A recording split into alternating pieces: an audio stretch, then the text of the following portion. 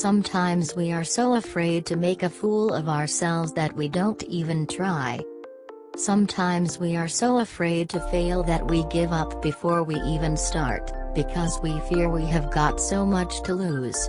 But the truth is we have got so much to gain.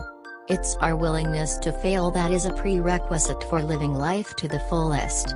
It's our willingness to fail today that makes us thrive tomorrow.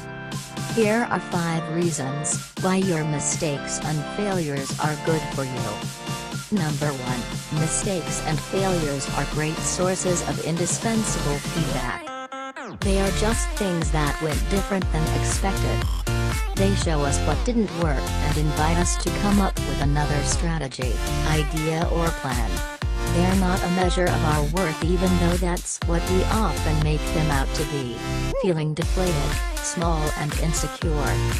But the truth is those mistakes and failures are not personal. They're not the final truth about us. They're just proof that we actually did something, that we took action, that we gave it a go. And we deserve a pat on the back for doing just that. Number 2, mistakes and failures are opportunities to shine.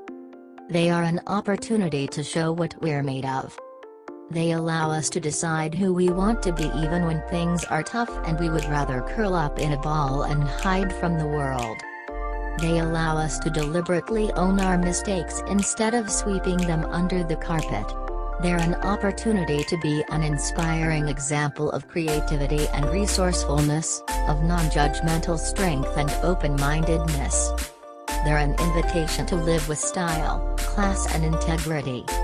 Number 3, mistakes and failures are the birthplace of fresh ideas. They allow us to make our work better, our ideas stronger.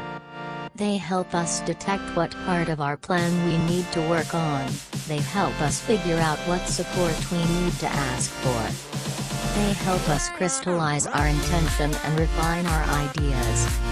Or they could be the spark for a new change of plans altogether, one we could never have come up with when just brainstorming and thinking without the actual doing.